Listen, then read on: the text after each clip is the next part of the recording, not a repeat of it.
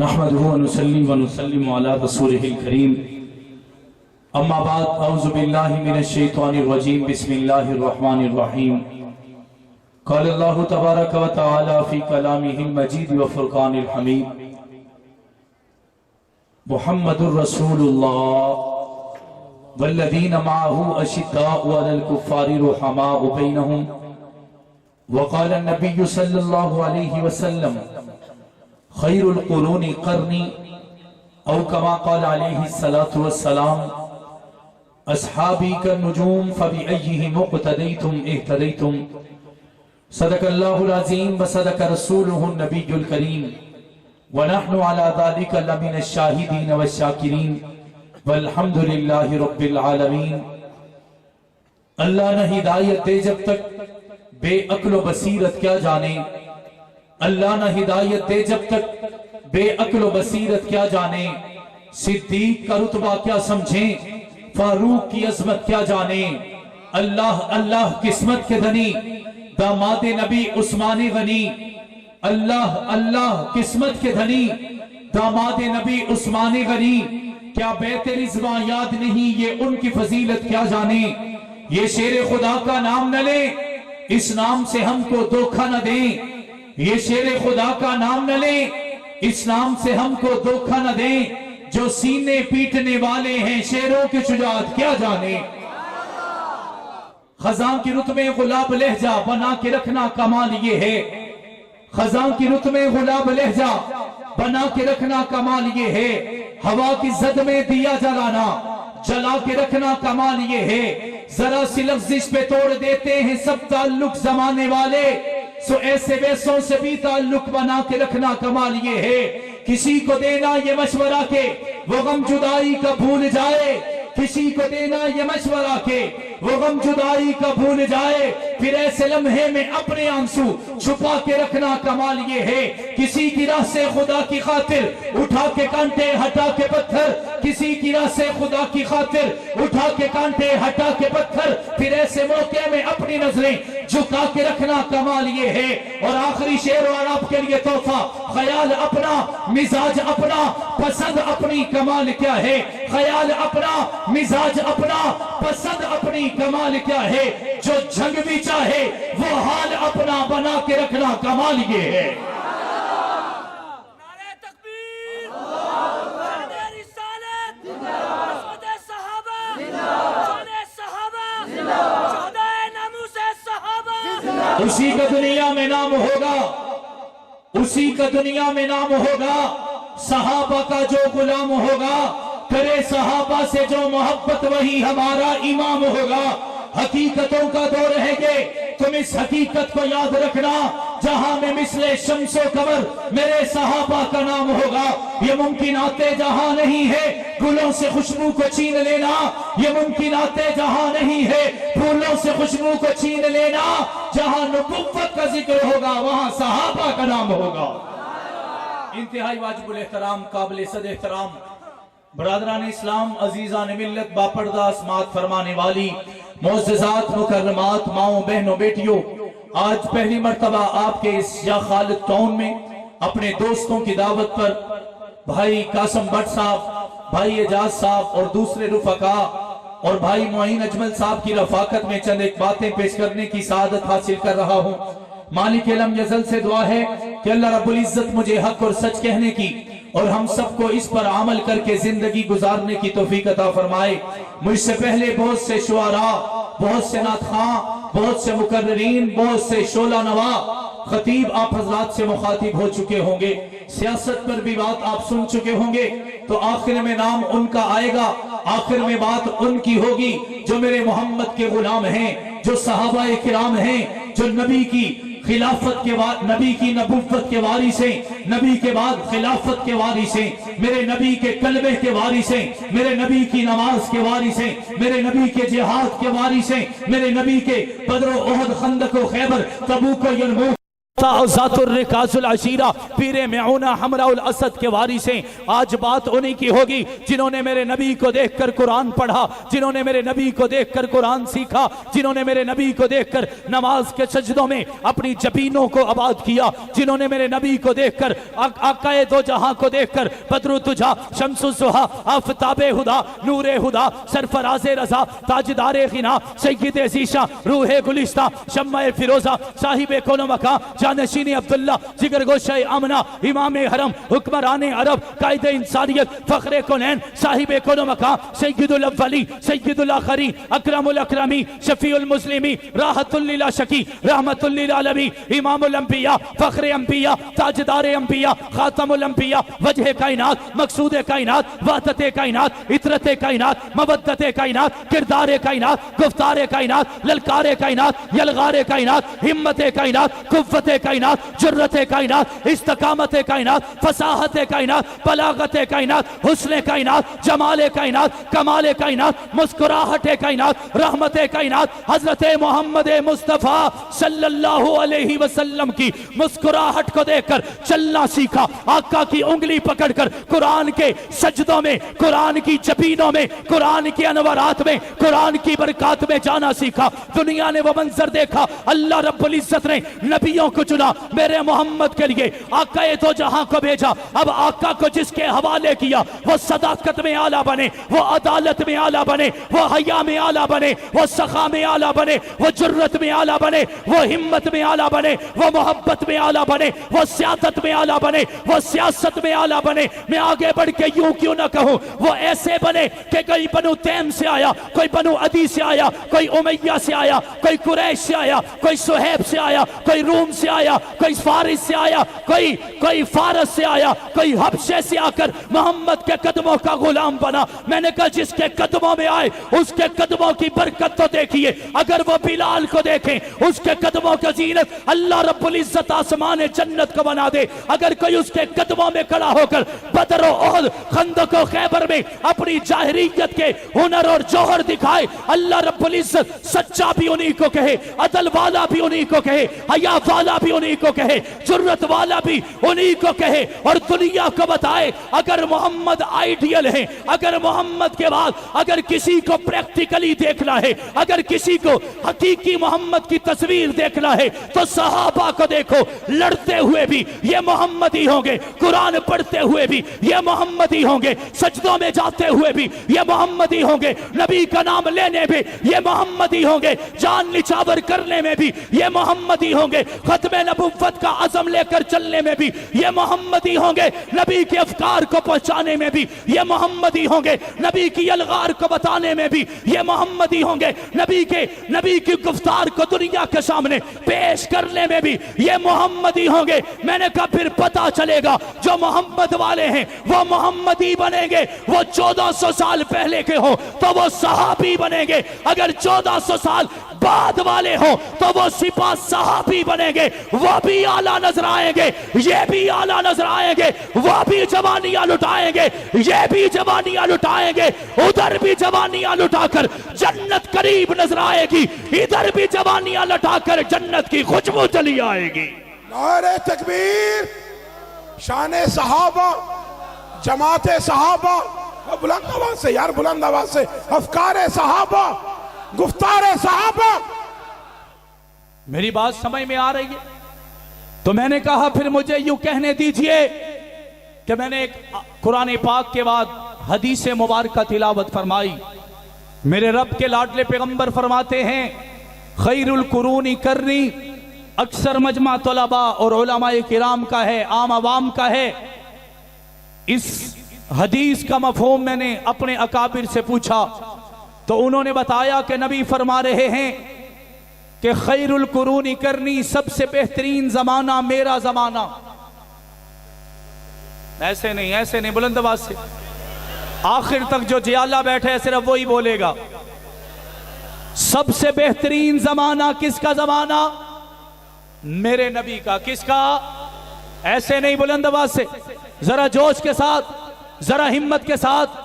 میں نے کہا آقا آپ کا صرف زمانہ ہی بہترین نہیں، میں نے آپ کی مسکراہٹ کو نبی کے صحابہ کے چہروں پہ دیکھا، وہ بھی بہترین نظر آئی۔ میں نے آپ کے جہاد کو بدر و احد خندق و خیبر میں دیکھا، مجھے وہ بھی بہترین نظر آئے۔ میں نے آپ کے حسن کو خباب ابن عدی کے چہرے پہ دیکھا، حضرت دہیہ کلبی کے چہرے پہ دیکھا، حضرت حذیفہ سہیمی کے چہرے پہ دیکھا، مجھے آپ کا حسن بھی بہترین نظر آیا، مجھے آپ کا چلنا پھرنا اٹھنا بیٹھنا بھی بہترین نظر آیا۔ میرے دل میں ایک سوال پیدا ہوا کہ میرے نبی تو مکہ میں پیدا ہوئے، مکہ میں پیدا ہونے کے بعد اٹھے اور مدینہ میں پہنچے، بدر میں گئے، احد میں گئے، خندق و خیبر تبوک و یرموک میں گئے، بیر معونہ میں گئے، حمراء الاسد میں پہنچے، صرف جہاد میں اترے، نبی دو شہروں کے علاوہ کہیں نہیں گئے۔ تو پھر پتا چلا کہ مکہ شہر بہترین، مکہ کا زمانہ بہترین زمانہ ہے، مدینہ کا زمانہ بہترین زمانہ ہے، ان میدانوں میں اترنے کا زمانہ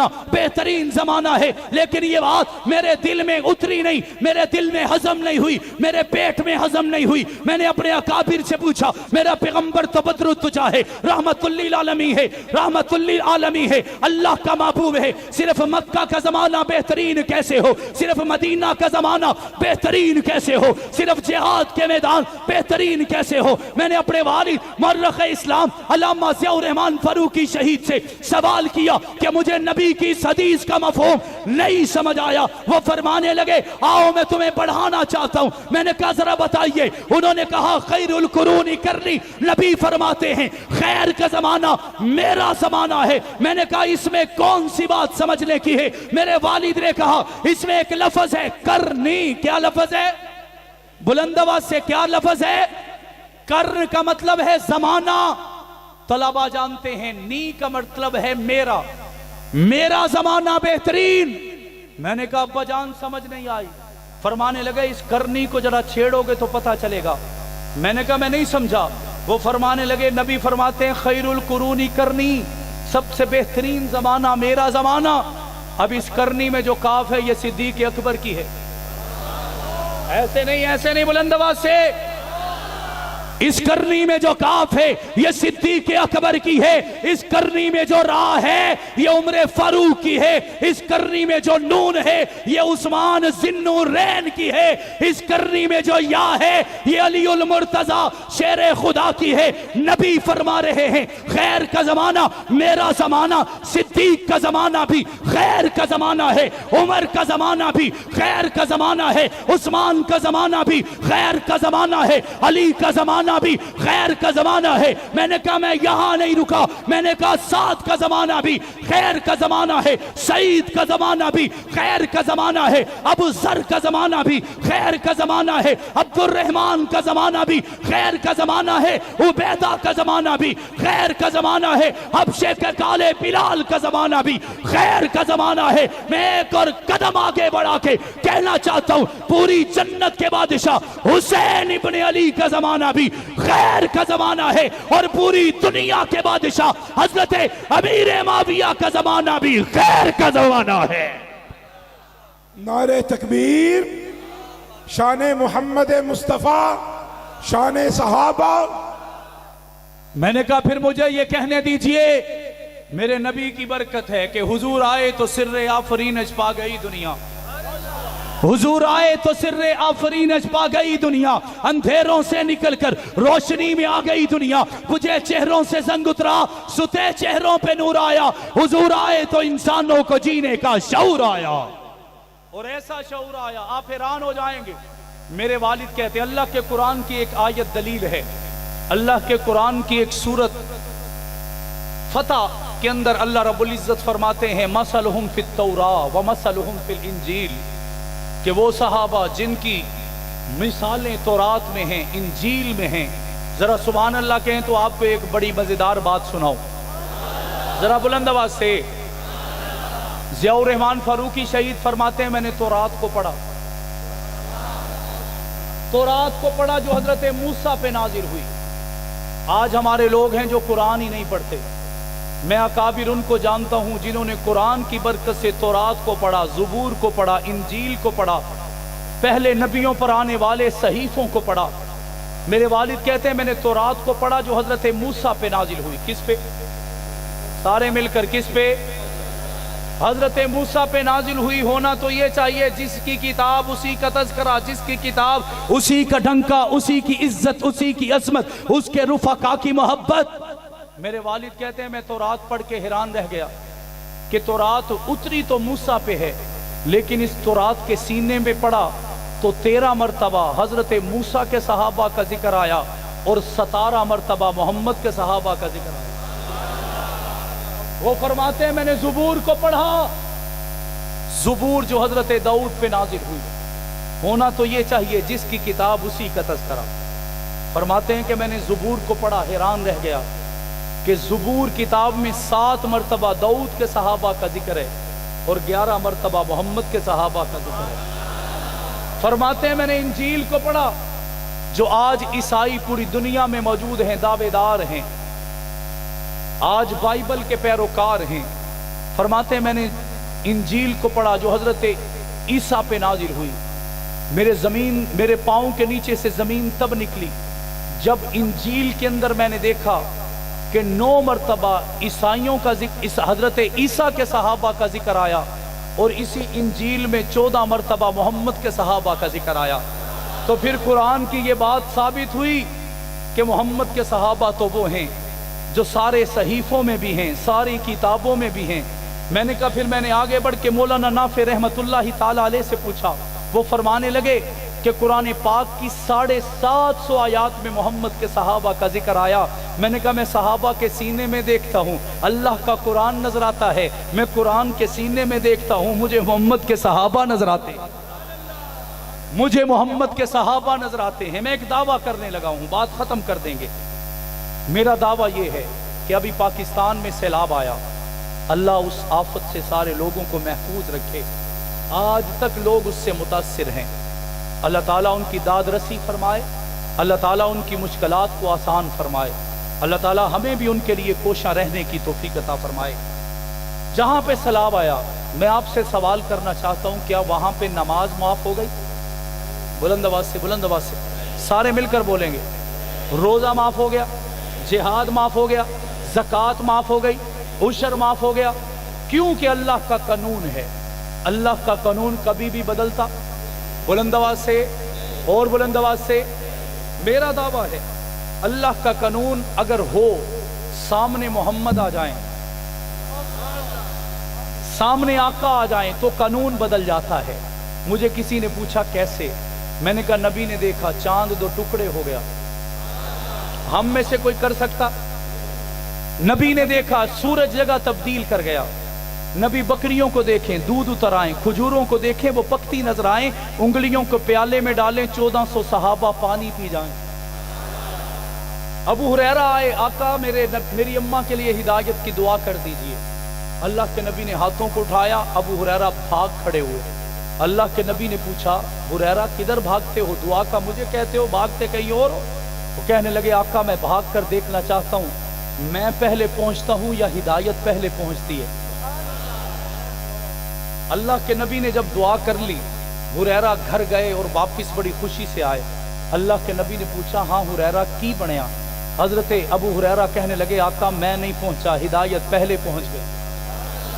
میں نے کہا میرے پیغمبر وہ ہیں۔ حضرت شیمہ کہتی ہے کہ آمنہ کے در یتیم جب میرے قدموں میں، میری جھولی میں نہیں تھے، تب میں زمین پر قدم رکھتی تو پتھریلی زمین کی وجہ سے میرے قدم زخمی ہو جاتے، میں میدان میں نکلتی تو سورج کی تپش میرے دماغ کو کھا جاتی، میں گلیوں میں نکلتی تو پتھریلی زمین مجھے تنگ کرتی، میں کنویں کی طرف جاتی تو پہلے لائن میں لگتی، پھر ڈول اٹھاتی، پھر کنویں میں ڈالتی، بڑی مشقت سے نکالتی، لیکن اللہ کا کرم ہوا آج محمد میری گود میں۔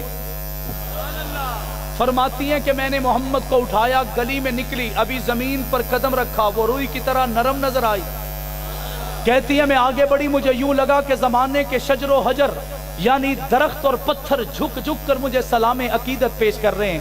پہلے مجھے تپش لگتی سورج کی، آج میں نے آسمان کی طرف دیکھا تو رحمت کا سایہ مجھ پر رحمت کا سایہ کر کے کھڑا ہے۔ کہتی ہے پہلے میں لائن میں لگتی، اپنی باری کا انتظار کرتی، پھر میں کنویں میں اپنے ڈول کو ڈالتی، بڑی مشقت سے نکالتی۔ آج آمنہ کلال میری جھولی میں ہے، لائن بھی کوئی نہیں آئی، کنواں بھی کوئی نہیں آیا۔ محمد کی برکت دیکھیے، ابھی کنواں نہیں آیا، کنویں کا پانی پہلے نکل کر میرے قدموں کو چومنے کے لیے آ گیا۔ میں نے کہا پھر مجھے یہ کہنے دیجئے، قدم قدم پر برکتیں، نفس نفس پر رحمتیں، جہاں جہاں سے وہ شفیع آسیاں گزر گیا، جہاں نظر نہیں پڑی واللہ وہاں رات آج تک وہی سحر ہوئی جہاں جہاں گزر گیا۔ میں واپس لوٹ رہا ہوں، میں نے کہا اللہ کا قانون کبھی نہیں بدلتا، لیکن جب اللہ کا محبوب سامنے ہو تو چاند بھی تو ٹکڑے ہو جاتا ہے، سورج بھی جگہ تبدیل کر لیتا ہے۔ ایک اس سے بھی بڑا دعویٰ کرنے لگا ہوں، جب اللہ کے قانون کے سامنے محمد ہو تب بھی قانون بدل جاتا ہے۔ اگر محمد کا صحابی ہو، ایسے نہیں بلند آواز سے، میرے آقا کا صحابی ہو تب بھی قانون بدلتا ہے۔ آپ حیران ہوں گے کیسے ہو سکتا ہے؟ آئیے ذرا پیچھے سفر کروانا چاہتا ہوں۔ روزہ شروع ہو چکا ہے، روزہ، بلند آواز سے، تھک گئے ہو؟ ابھی تو 25 منٹ ہوئے ہیں، تھک گئے ہیں؟ بلند آواز سے کہیں سبحان اللہ، اور بلند آواز سے۔ میرے ایک بزرگ دوست جو ہیں وہ ایسے ہاتھوں سے سبحان اللہ کہہ رہے ہیں۔ اللہ تعالی ہم سب کو ہاتھوں سے کی بجائے زبان سے کہنے کی توفیق عطا فرمائے۔ ذرا بلند آواز سے کہہ دیں سبحان اللہ۔ میں بتا رہا تھا کہ جب اللہ کے قانون کے سامنے صحابی ہو تب بھی اللہ کا قانون بدل جاتا ہے۔ آپ مجھ سے سوال کریں گے تو میں یوں جواب دوں گا۔ میرے نبی کے ایک صحابی ہیں، نام ہے حضرت بسرہ بن عباس۔ کیا نام ہے؟ بلند آواز سے سارے مل کر، نبی کے صحابی کا نبی کا نام لینا ثواب ہے، سننا بھی ثواب ہے، لینا بھی ثواب ہے۔ میں نے بول دیا، اب آپ بھی سنا دیجئے۔ حضرت بسرہ بن عباس رضی اللہ تعالیٰ عنہ، یہ مزدور ہیں۔ آج لاہور کا سیٹھ بھی کہے گا میں مزدور ہوں، آج پی سی کا مالک بھی کہے گا میں مزدور ہوں، آج موٹر وے کا ٹھیکیدار بھی کہے گا میں مزدور ہوں، آج بڑے سے بڑے پلازے کا آنر بھی کہے گا کہ میں مزدور ہوں۔ لیکن حضرت بسرہ حقیقی مزدوری کرتے ہیں، وہ مدینہ کی گلیوں میں لوہا کوٹتے ہیں۔ کیا کرتے ہیں؟ بلند آواز سے، لوہا کوٹتے ہیں۔ اور میں سمجھتا ہوں کہ سب سے مشکل مزدوری یہی ہے کہ ایک دوپہر کا وقت ہو، عرب کی گرمی ہو، اوپر سے لوہا بھی گرم ہو، ہتھیار بھی زور سے چلانا ہو، اسی حالت میں روزہ بھی ہو، اسی حالت میں روزہ بھی ہو، کیفیت کیا بنے گی؟ حضرت بسرہ بن عباس میرے نبی کے پیارے لاڈلے صحابی ہیں، سارا دن مزدوری کی، واپس مسجد نبوی میں تشریف لائے، مغرب کی نماز ادا کی تو پتہ چلا کہ رمضان کا چاند نظر آ چکا ہے۔ میں نے کہا وہاں پہ چاند نظر آتا تھا تو خوشیوں سے نہال ہو جاتے تھے، یہاں پہ چاند نظر آتا ہے تو موت واقعہ ہو جاتی ہے۔ یہاں پہ ایک مجھے نوجوان کہنے لگا مولوی صاحب اج اللہ تعالیٰ کو ایک دعا کر دے ہو۔ میں نے کہا کیا دعا چاہتے ہو؟ وہ کہنے لگا یہ جو عید کا چاند ہے نا، یہ ہر 3 مہینے کے بعد آ جایا کرے۔ تو میں نے کہا چاند رمضان کے کی کیا بات کرتے ہو؟ وہ کہنے لگا وہ اللہ سے دعا کر دیں کہ وہ ہر 3 سال کے بعد آئے۔ میں نے کہا یہی ہم میں اور صحابہ میں فرق ہے کہ ہم دولت کے پیچھے بھاگتے ہیں، وہ نیکیوں کے خزانے کے پیچھے بھاگتے ہیں۔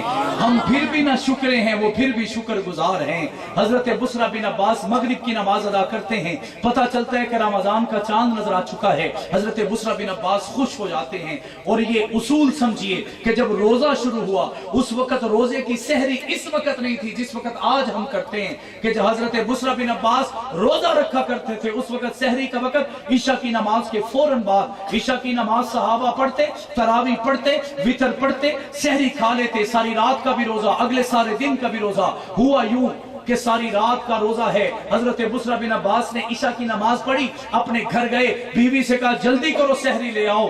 سحری کھاتے ہیں، روزہ رکھتے ہیں، बीवी को लाने में ताखीर हुई होगी या अल्लाह ने उसूल बदलना था। हजरत बुसरा बिन अब्बास बिस्तर पर लेटे, आंख लग गई, सारे दिन की थकावट है, सो गए।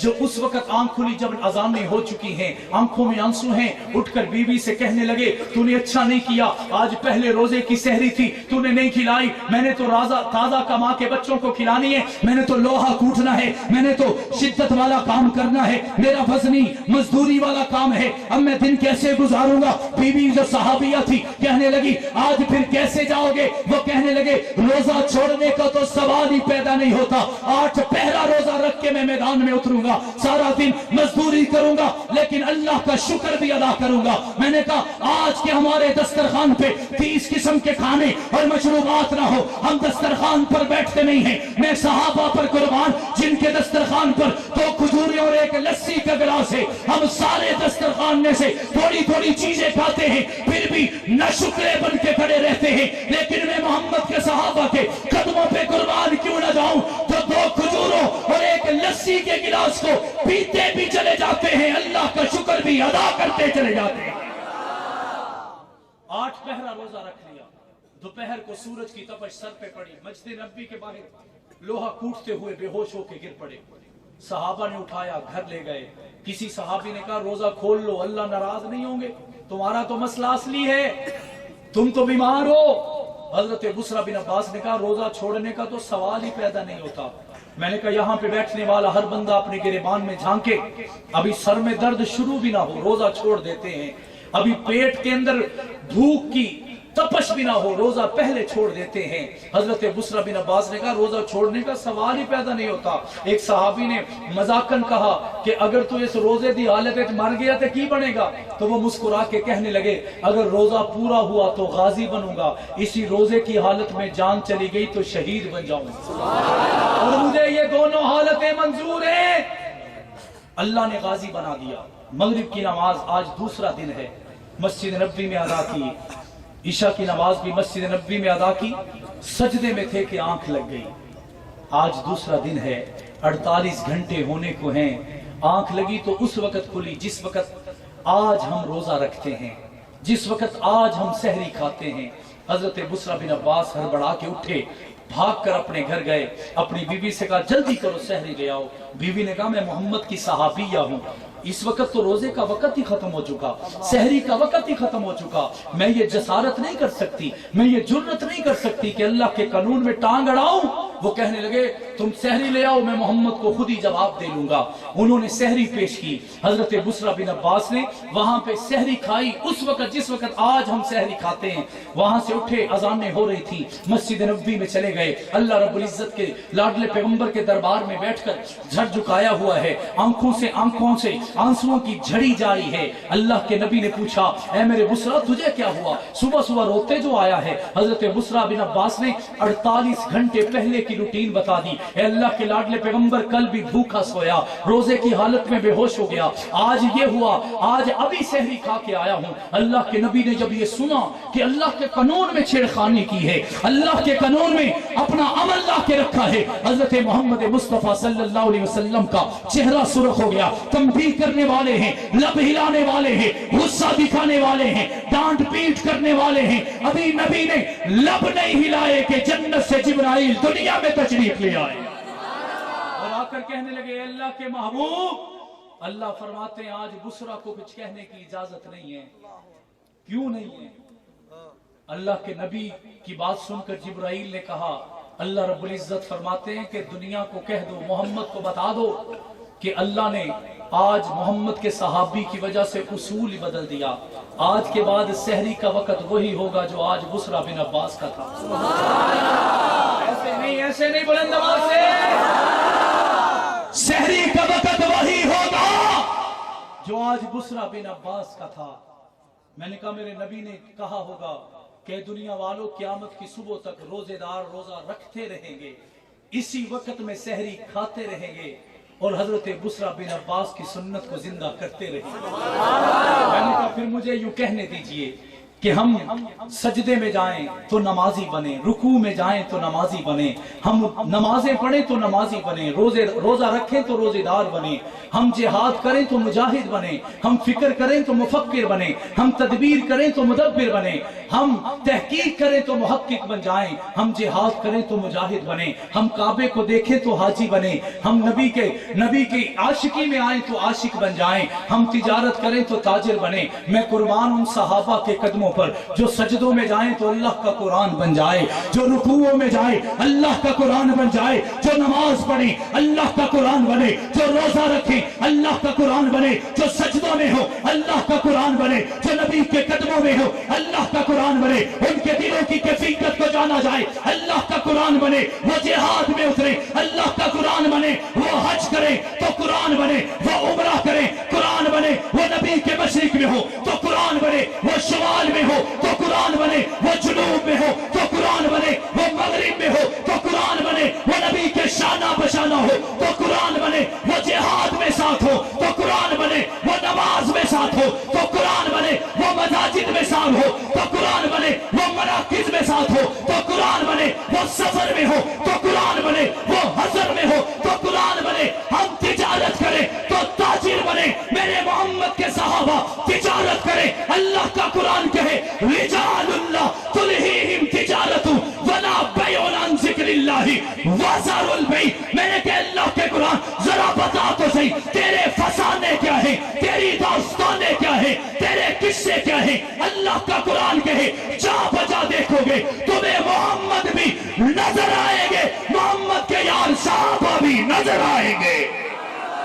نعرہ تکبیر، شان محمد مصطفیٰ، شان صحابہ، تاجدار ختم نبوت۔ میری بات سمجھ میں آئی ہے؟ میں نے کہا حق نواز ایسے ہی قربان نہیں ہوا، عیسار القاسمی کو ایسے ہی کوئی دنیا کی لذت نہیں تھی کہ اپنی 3 مہینے کی نئی نویلی دلہن قربان کر دی ہو۔ ضیاء الرحمان فاروقی کو کوئی شوق نہیں تھا کہ اسے برٹش پاسپورٹ ملنے والا تھا، اس نے اسے اپنی پاؤں کی ٹھوکر سے اڑا دیا۔ اعظم طارق نے ایسے ہی اپنے سینے پر 52 گولیاں نہیں کھائیں۔ علامہ علی شیر حیدری نے اپنا ایسے خوبصورت مکھڑا قربان ایسے ہی نہیں کر دیا۔ اس کے پیچھے بہت بڑی وجہ ہے، اور وجہ ابو بکر کی صداقت ہے، عمر کا عدل ہے، عثمان کی حیا ہے، علی کی جرت ہے، طلحہ اور زبیر کی عقیدت ہے، حسین کی محبت ہے، اور معاویہ کی سیاست ہے یا نہیں ہے؟ علامہ حق نواز جھنگوی کو الٹا لٹکایا، میاں والی کی جیل ہے۔ آج ہم باڈی بلڈنگ کرنے والے لوگوں سے پوچھیں تو وہ کہتے ہیں ہماری پریکٹس کا حصہ ہے کہ ہم اپنے سر کو نیچے کریں، ٹانگوں کو اوپر کریں 10 سے 15 منٹ، ہماری ورزش کا، ہماری پریکٹس کا، ہماری ایکسرسائز کا حصہ ہے، پارٹ ہے۔ میں نے کہا حق نواز جھنگوی کو 48 گھنٹے لٹکایا، 48 گھنٹے۔ اپنے دل کی کھڑکیوں کو کھول کر سنیے، پریکٹس کرنے والا 10 منٹ سے زیادہ الٹا نہ لٹک سکے۔ 48 گھنٹے کے بعد جب اتارا جانے لگا، میاں والی کی جیل ہے، تو جیلر کہنے لگا جدو مولوی نو لاؤ نہ تے مینوں سد لینا۔ کیوں؟ میں دیکھنا چاہتا ہوں یہ بے ہوش ہے یا مر چکا ہے، رو رہا ہے یا توبہ کر رہا ہے۔ 48 گھنٹے کے بعد حق نواز کو اتارا گیا، رب کعبہ کی قسم وہ مسکرا رہا تھا۔ جیلر کے قدموں کے نیچے سے زمین نکلی، وہ کہنے لگا مولوی کیڑی مٹی دا بنیا ہے۔ حق نواز نے مسکرا کے کہا یہ تیرے 48 گھنٹے 96 بھی ہو جاتے، حق نواز کا کچھ بگاڑ نہ سکتے۔ وہ کہنے لگا کیوں؟ حق نواز نے مسکرا کے کہا میرا کوئی بھی کچھ بگاڑ نہیں سکتا، کیونکہ میرے دل میں صحابہ زندہ ہیں۔ عیسار القاسمی کی شادی کو ابھی 3 مہینے ہوئے ہیں کہ طیبہ طاہرہ عابدہ عاتقہ لعیقہ عفیفہ پکیزہ مقدسہ عظیمہ امہ عائشہ الصدیقہ بلند سے رضی اللہ تعالی عنہا کہ یہ مجاہد اپنی پیاری محبت بری زندگی کو، خوشحال زندگی کو اماں عائشہ کے نام کر گیا۔ ضیاء الرحمان فاروقی جس کے پاسپورٹ پر 45 ممالک کے ویزے لگے ہیں، آج کسی نے برطانیہ میں جانا ہو تو مولوی صاحب نمازیں پڑھانے چھوڑ دیں، دیوبندیوں کی مسجد میں آنا چھوڑ دیں، شدت پسندی کی باتیں چھوڑ دیں، سخت تعلیمات اسلام سے کنارہ کشی کر لیں کہ میرے پاسپورٹ پر ایک مرتبہ لندن کا ویزا لگ جائے، پھر مزے کی بات ہے۔ میں نے کہا ضیاء الرحمان فاروقی کے پاسپورٹ پر 32 مرتبہ مہر لگی انگلینڈ کے ویزے کی، اور انگلینڈ کے اندر جو پوری دنیا کا امن کے لحاظ سے پہلے نمبروں پہ آتا ہے، لندن شہر میں ان پہ قاتلانہ حملہ ہوا۔ وہ 14 دن بے ہوش رہے۔ 14 دن کے بعد جب ہوش آنے لگا، ان کے ایک دوست ہیں ابھی بھی حیات ہیں، اللہ ان کی حیاتی فرمائے، وہ کان میں کہنے لگے فاروقی صاحب ایک مرتبہ اٹھ جائیے، آپ کو دوبارہ پاکستان نہیں میں جانے دیتا، کہ اگر لندن میں آپ پر حملہ ہو سکتا ہے تو پاکستان میں آپ کی جان کو کتنا خطرہ ہوگا، ہم اپنے بچوں کو بھی لے آئیں گے، ہم آپ کا ساری زندگی کا خرچ اٹھائیں گے۔ میرے والد کہتے ہیں جب مجھے ہوش آیا، وہ دوست کہتے ہیں، وہ بتاتے ہیں، عبد الرشید صاحب ان کا نام ہے، گڑی افغانہ پنڈی کے رہنے والے ہیں، آج بھی انگلینڈ میں مقیم ہیں۔ وہ کہتے ہیں میں نے آپ کے والد کے کان میں کہا تھا کہ جب بات ختم ہوئی آپ کے والد کو ہوش آیا تو وہ کہنے لگے بھائی رشید آپ کی صرف یہ ایک بات میرے دل میں رہی، باقی مجھے کچھ یاد نہیں ہے۔ تو پوچھا کہ بھائی اب تو یہیں رہو گے نا، اب تو نہیں جاؤ گے نا؟ تو میرے والد نے مسکرا کے کہا میرے بھائی مجھے نہ روکو، اگر پہلے کہتے تو رک جاتا، اب تو میرا ٹانکا صحابہ سے جڑ چکا ہے، اب میری نسبت تو حق نواز سے بن چکی ہے، اب جان آئے گی تو حق نواز کے قدموں میں آئے گی، اب جوانی لٹائی جائے گی حق نواز کے مشن پر لٹائی جائے گی۔ پھر دنیا نے دیکھا، میں نے اپنے والد کو آپ کے اسی لاہور شہر کے سینے میں اپنے والد کو خون کی ندیوں میں بہاتے ہوئے دیکھا، انہوں نے آپ کے اسی لاہور شہر میں عدالت کے کٹہرے میں اپنی جان کا نذرانہ پیش کر دیا۔ علامہ اعظم تارک آئے، ان کے جسم پر 52 گولیوں کا ہار پہنایا گیا۔ جو ان کی پوسٹ مارٹم رپورٹ بنانے والا ڈاکٹر ہے وہ کہتا ہے کہ ہم دیکھتے ہیں کہ مرتے ہوئے بندے کے دل میں کیسا خوف تھا، کیسا ڈر تھا، کیسی بربریت تھی، کیسا دہک تھی۔ کہتے ہیں کہ ہم حیران رہ گئے، ہم نے اعظم تارک جیسا کبھی ایسا جرری انسان نہیں دیکھا کہ جسم پر 52 گولیاں لگی ہیں لیکن اس کے دل میں ذرہ برابر بھی موت کا خوف نہیں ہے۔ میں نے کہا پھر مجھے یہ قرآن کی آیت یاد آ گئی، ان الذین قالوا ربنا اللہ ثم استقاموا فلا خوف علیہم ولا هم یحزنون۔ اللہ کا قرآن کہتے ہیں جو اللہ کے نام پہ ڈٹ جاتے ہیں، جو محمد کے نام پہ ڈٹ جاتے ہیں، جو صحابہ اور اہل بیت کے نام پر ڈٹ جاتے ہیں، ان کو خوف نہیں رہتا، وہ رنج میں نہیں رہتے۔ آخری میرا شہزادہ علامہ علی شیر حیدری سب کہتے رحمت اللہ تعالی علیہ، اتنا عظیم انسان کہ چیف جسٹس سید سجاد علی شاہ کے سامنے اپنے مشن اور موقف کو 16 گھنٹے تک پیش کرتا رہا۔ جب اس جج صاحب سے پوچھا اب آپ کیا سمجھتے ہیں، انہوں نے حضرت حق نواز جھنگوی کے اس روحانی بیٹے علی شیر حیدری کو سینے سے لگایا اور لگا کر کہا اے علامہ صاحب شاید میں آپ کے حق میں لکھ نہ سکوں، آپ کی بات سمجھ چکا ہوں، آپ کے مشن کو سمجھ چکا ہوں، آپ کے موقف کو سمجھ چکا ہوں، لیکن میں شاید فیصلہ نہ کر سکوں۔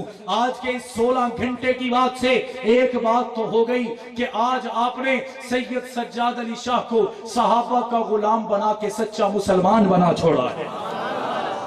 وہی علی شیر حیدری، ایک نوجوان ان کے پاس آیا، بات ختم کرنے لگا ہوں، ایک نوجوان آیا آ کر کہنے لگا علامہ صاحب کل جنت کا منظر ہوگا، مولانا حق نواز جھنگوی اوپر والے پورشن میں ہوں گے، قاسمی صاحب بھی اوپر ہوں گے، فاروقی صاحب بھی اوپر، اعظم صاحب بھی اوپر، شعیب ندیم بھی اوپر، آپ چھوٹے تھوڑے نیچے والے پورشن پہ ہوں گے۔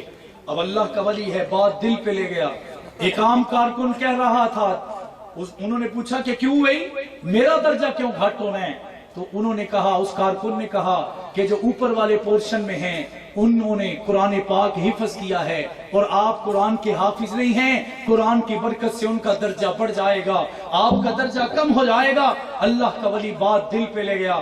آپ کے اسی ہمسائے گجرانوالہ میں 60 دن کے لیے انہیں نظر بند کر دیا گیا۔